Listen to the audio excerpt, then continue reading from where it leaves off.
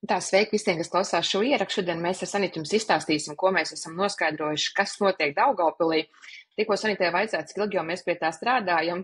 Kā Sanita saka, jau 2 gadus kopš šķelšanās, manuprāt, seriāla, bet tagad uz vēlēšanām jūs tiešām intensīvi pēdējos mēnešus atkal strādājāt un vācāt visu informāciju.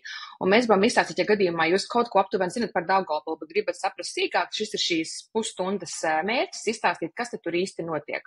Un varbūt Sanita uzreiz arī sākam ar to, kas ir tie galvenie politiskie spēki, kas ir Daugavpilī, un tad jau runāsim, kurš no viņiem ir ietekmīgāks un kurš cīnās. Nē, es gribu sākt ar kaut ko citu. Es gribu tev izstāstīt, kas ir noticis kopš šķelšanās, jo tu neesi bijusi Daugavpilī kādu laiku. Pirmkārt, atceries, kā mēs gaudojām seriālā par 4 vilcieniem? Ir 7. Tagad ir 7 vilcieni uz Daugavpili un vēl pāris autobusu dienā. Dienā. Wow. Jā, kas noticis, kas mainījies? Kas mainījies? Cilvēki sāk runāt par to, ka nav ok pēdējiem vilcienam iet 5 uz Rīgu. Tā kā tas ir mainījies, tad toreiz, atceries, bija galvenā iela, tāds oranžs Rosļikova birojs vienīgais, kas ir.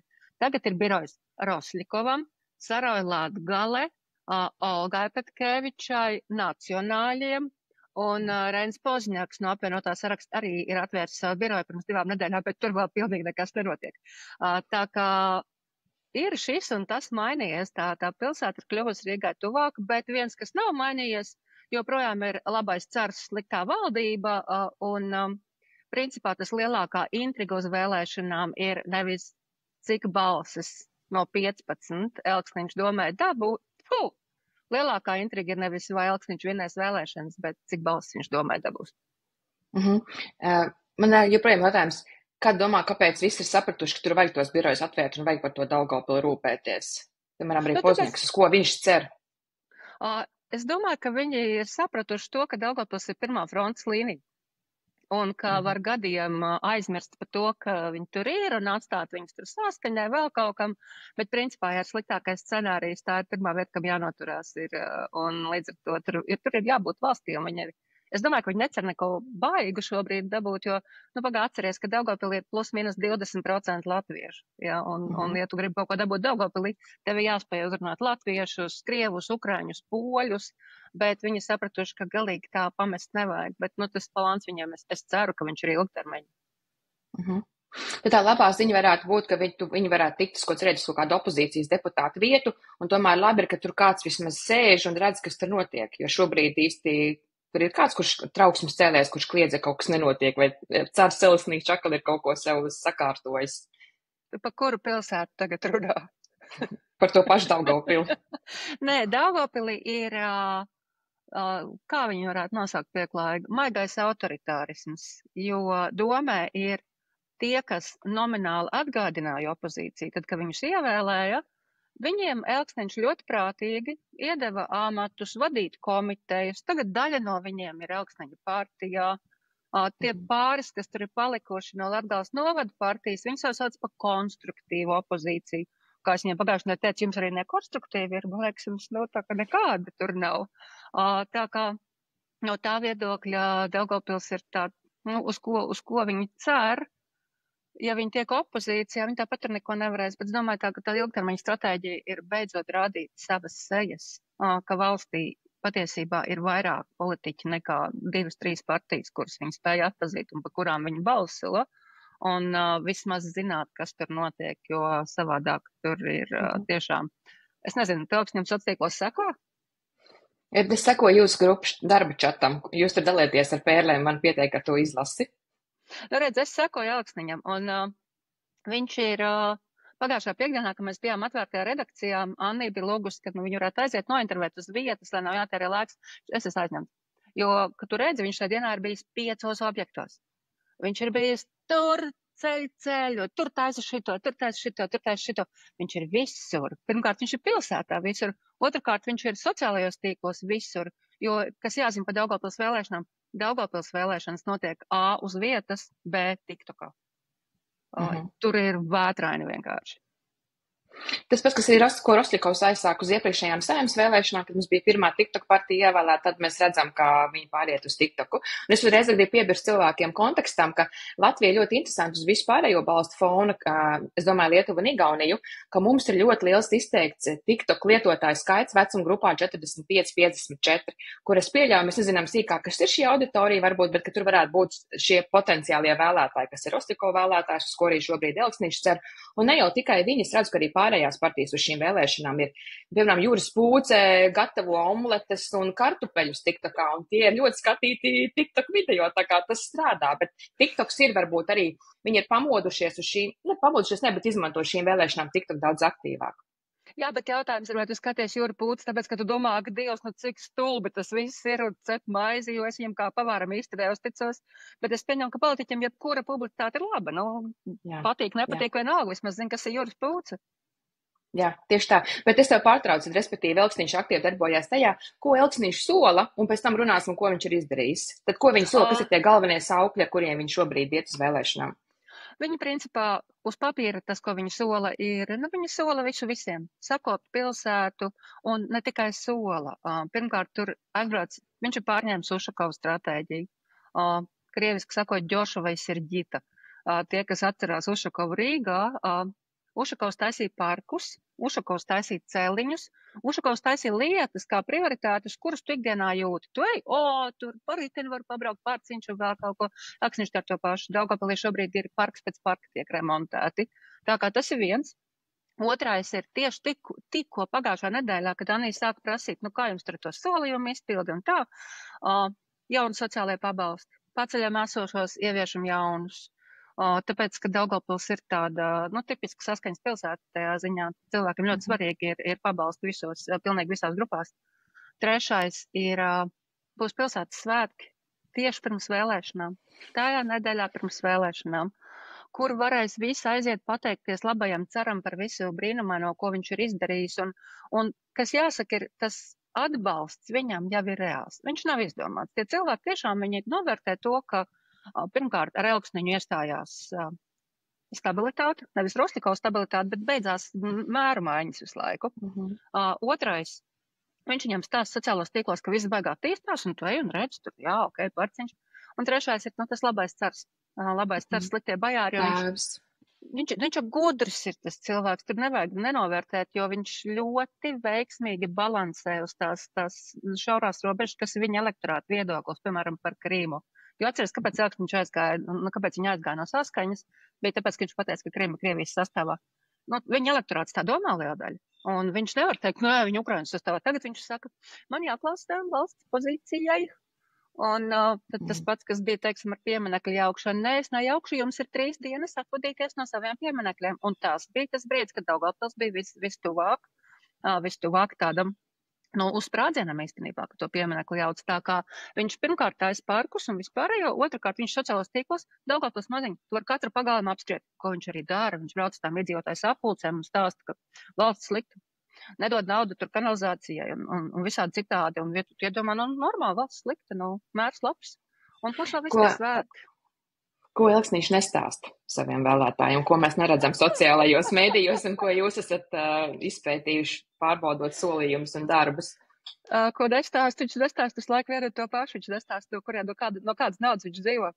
Jo no algas, kas viņam ir, viņš atļauties nevar. Un ja tev bagātas sievas tēvs, tad tas tev tā jānorāda ir, ka, nu, deklarācijā. Tur lielāks jautājums nevis, ko viņš nestāsta, bet kāpēc tie pārējie, kam tas būtu jāpārbauda, knābu vidu un tā tālāk, kāpēc viņi to nedara pietiekami. Izstāst nedaudz kontekstam, varbūt, nu, mēs tā zinām, ko tu runā, bet kāpēc ir cilvēkiem, kas varbūt nezina, kāpēc mūs uztrauc, kā viņš dzīvo, izstāst par apakšpikstēm.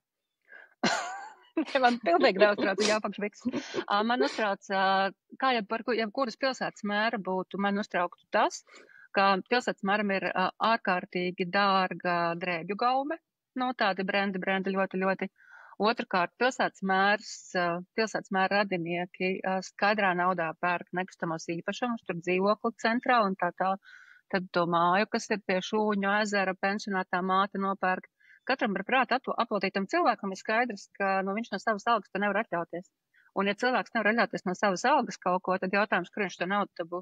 Un, ja dod sievas tēvs no ja tur, es nezinu, kā tur ņirgājās internetu komentētā, ja pērk vietējā tirgu kaut kādus pakaļdarinājumus, bet, nē, domāju, ka nē. Diez vai tie ir fēkie Gucci? Es domāju, ka cilvēku pašcieņa neļauj Daugavpilī staigāt fēkā Gucci, tur ir vai nu īsti, vai nu nekāds. Nīstās arī es atceros vēl to sēpas, kad mēs pēc šķiršanās filmējām, un kad cilvēki nāca un mums stāstīja vietējie par tām dārgiem drēbēm, mēs uztaisījām arī rakstu, un tas atceros, ka ēpastā jūs katru mēnesi prasījāt vidam, cik tālu ir pārbauda. Es vienkārši redzu to sēpas un vienmēr pienāca no vida, ka mēs tur, tāda atšūšanās, mēs tur pārbaudām, mēs skatāmies, un tad mēs Rebaltika iesūdzēja vidu tiesā, vai ne, izstāst, cik tālu ir tā tiesvedība, kas ir noticis. Mēs iesūdzējām vidu tiesā ar argumentu, ka Andrejs Elksniņš nav privāta persona, ka vidi ir jāatklāja publiski, ja viņiem ir bijusi kaut viena pārbaude, šo pārbaužu rezultātu, no kurienes ir Andreja Elksniņa ienākumi, ja viņš ir amatpersona.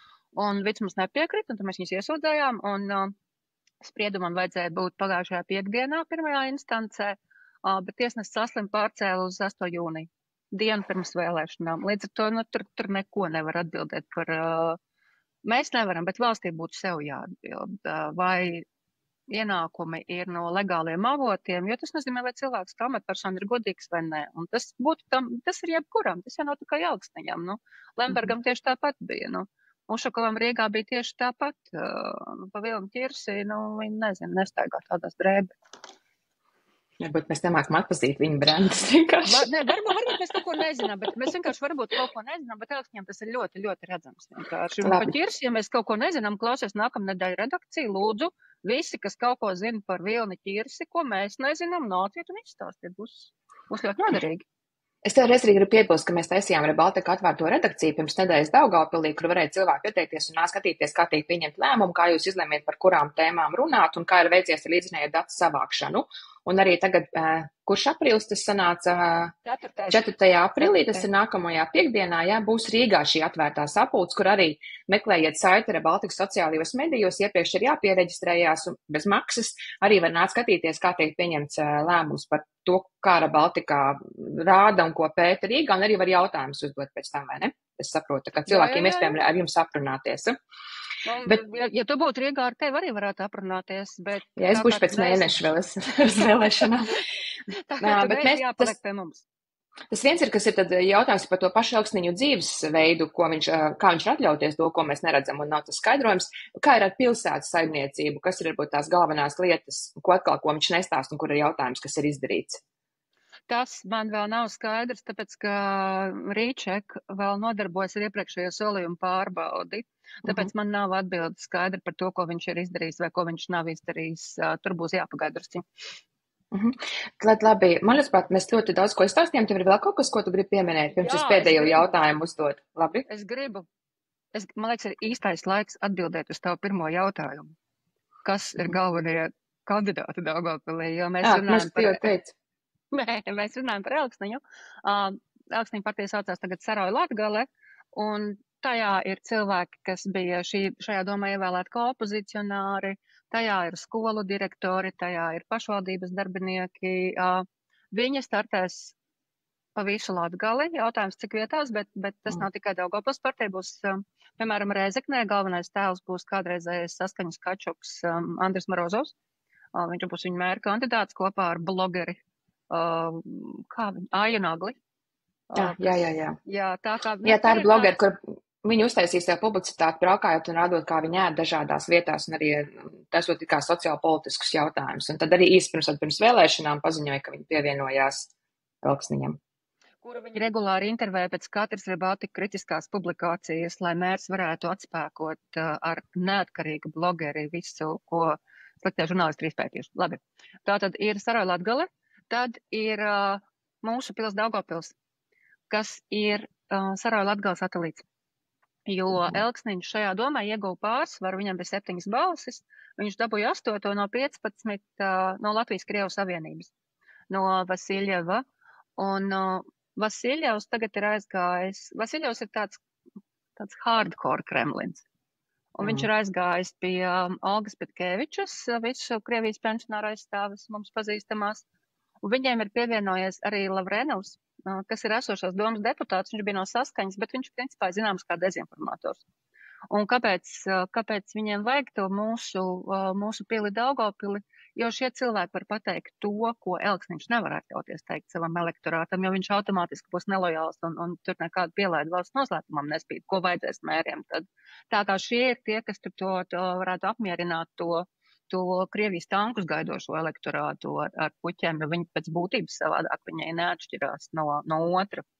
Tad ir Latvijas attīstībai, ir saraksts, un tur drusku tā loma ir tāda pseido-opozīcija. Nu, tas tā kā kādreiz Kremlim bija 3 brīvie mēdīji savā laikā, tur Reina, no Dožģi un Medūza un Eha Maskvī no sērijas, lai nevarētu teikt, kā mums nav brīvu mēdīju, mums veseli 3 ir. Te arī tas pats, kā mums nav opozīcijas rekomums Latvijas attīstībai, bet tur cilvēks vada pilsētā komiteju, tur citi cilvēki vada kultūras namu un būvvaldi, nu, viņi nav nekādi kritiķi. Nu, tā ir konstruktīvā opozīcija, kā tu teici, ja? Viņa konstruktīvi.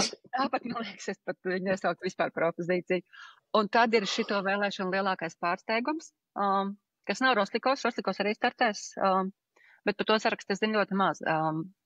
Bet, nu, viņš ir skaidrs, ka viņam ar Elksniņu vienoties par sadarbību vispār nav nekāda problēma, līdz ar to satelīts. Interesantākais šajās vēlēšanās ir Latgales partija. Reģionāla partija, Jānis Lāčplēsis, bijušais Daugavpils mērs, pilsētā ļoti zināms cilvēks, daudz tur ir izauguši no tās partijas, un viņiem ir oficiāls sadarbības līgums ar Vienotību. Viņi ir startējuši ar Vienotību iepriekš vēlēšanās kopā, un pēc tām publiskajiem paziņojumiem izskatījās, ka startēs arī šajās. Un kā domā, ar ko viņi startēs beigās? Šleseru? Ar Šleseru. Jā, nopietni. Un tas ir pilsētā tāds lielākais pārsteigums, tāds say what? Ka Lāčplēsis ar Šleseru. Tur būs ļoti interesanta vispār tā kombinācija, jo šobrīd Elksniņš un arī, Elksniņš vairāk kritizē Lāčplēsi, Lāčplēsis Elksniņu. Citi tur tie pakalpiņi, tie tur tiktu kā nenormāli lamā Artūru Brīnski. Atceries, mums bija Kačoks, kas atnāca uz redakciju, kur Elksniņš izlika no sporta zāles vienības namā. Viņa dēls startēs, un viņa dēls startēs ar Šleseru kopā. Tajā sarakstā.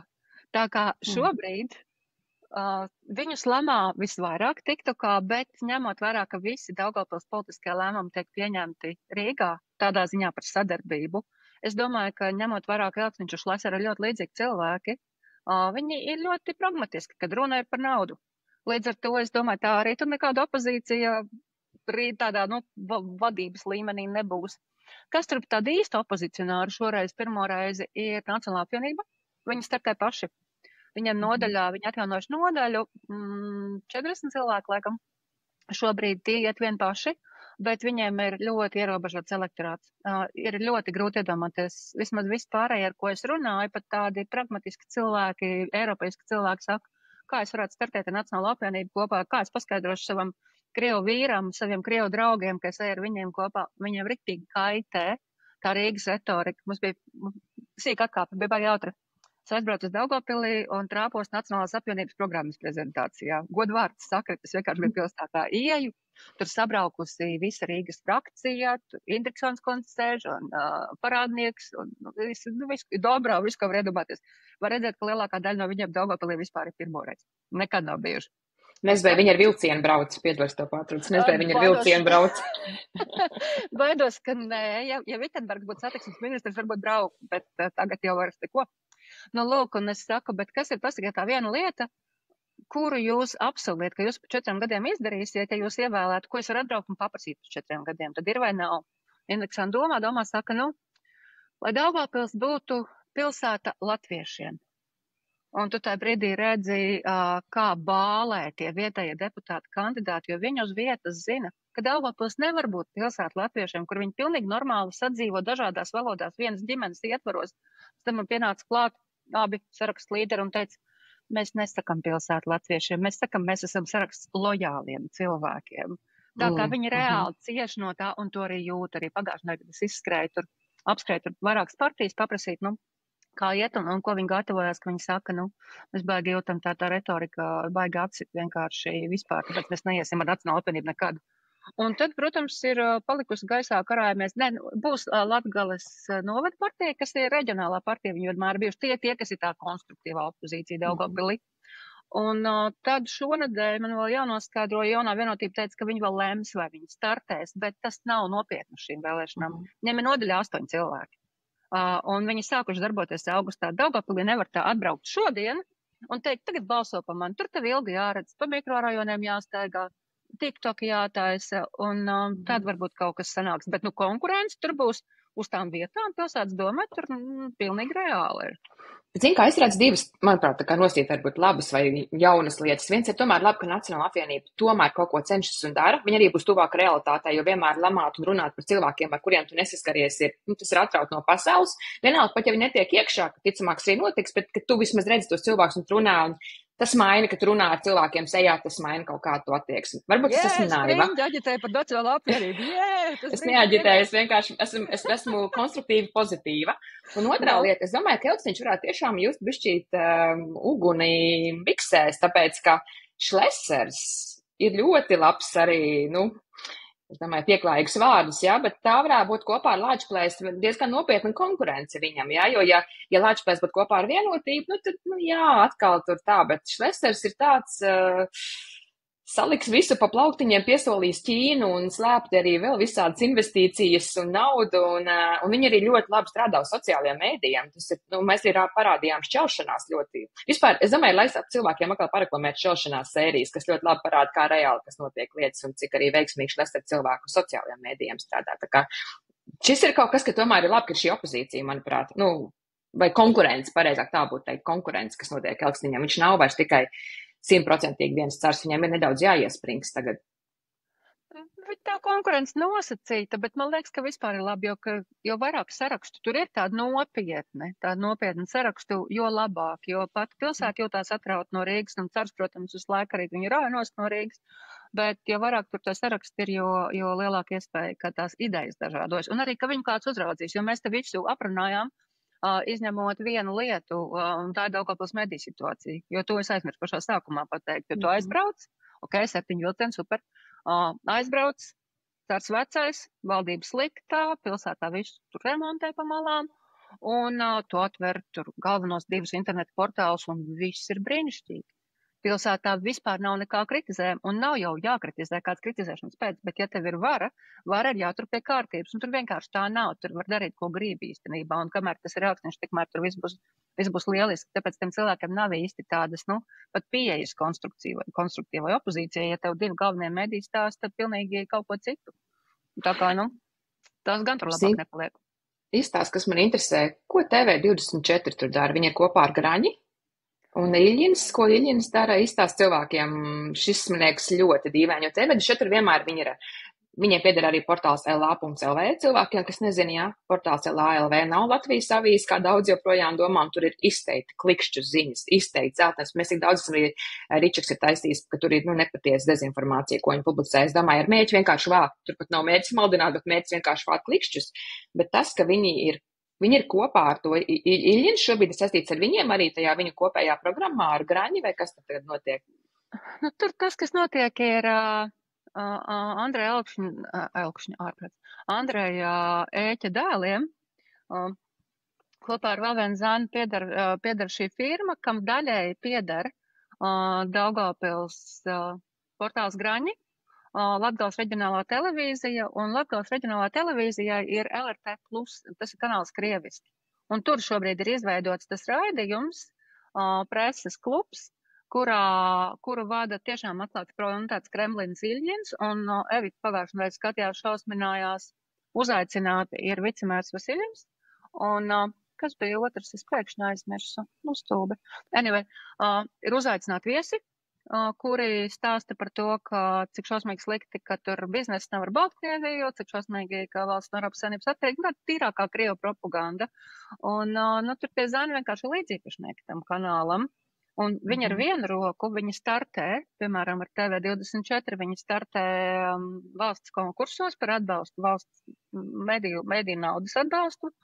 Un taisa dažādas programmas, un ar otru roku viņi Daugavpilī patiesībā taisa kaut ko šitādu. Un vienmēr jau var taisnoties, ka, tie jau vietējie partneri, mēs jau neko, bet jūs esat vienā laivā un vienā firmā, tad man īstenībā būtu ļoti nopietns jautājums par to, ka vai šādi, ja mēdī līdzīpašnieki, neaptur šādu darbību, vai tiešām viņiem vajadzētu ar citu mediju ļaut kvalificēties valsts atbalstam, jo tas ir tā kā sēdu pats sev griez vēdus vienkārši kā valsts. Tas nav baigi prātīgi. Tieši tā. Labi, man liekas, ka es vismaz iegūju kaut kādu priekšstatu tagad, man liekas, ka tu ļoti labi visu izskaidroji. Tev ir vēl kas? Nē, Ko tu man gribi vairāk teikt? nav kas. Tagad jāstrādā vienkārši ir, jo nākamā redakcija Rīgā un redzēs, kā tur ies. Rēzekne mums ir uz jautājumu zīmes, jo Rēzekne atšķirībā no Daugavpils un Rīgas ir ļoti inerta. Daugavpilī mēs pazīstam cilvēkus, tur ir nevalstiskās organizācijas, tur ir partneri, ar kuriem var sarīkot šādu redakciju. Tāpēc, ka mēs šķelšanās laikā tur strādājām, mēs viņu zinām, Rēzeknē mēs neesam strādājuši, tur arī nav normāls mediju vidas nekādas, no sabiedrisko mediju mēs pazīstam, bet nekā cita jau tur nav. Nevalstisko organizāciju tādu attīstīta tīkla tur nav. Līdz ar to es nezinu, vai mēs esam šobrīd gatavi Rēzeknei kā atvērtā redakcijai, bet tas, ka mēs viņus pētīsim, tas ir skaidrs, bet Rīga Daugavpils būs par Rēzekni, mēs vēl esam tādi. Nezinu. Ok, labi. Labi, skatīsimies, kas notiek tālāk, bet tā kā saka, atgādinu, ka mums Rīgā tā redakcija 4. aprīlī 5:00 Skaņepes kultūras centrā.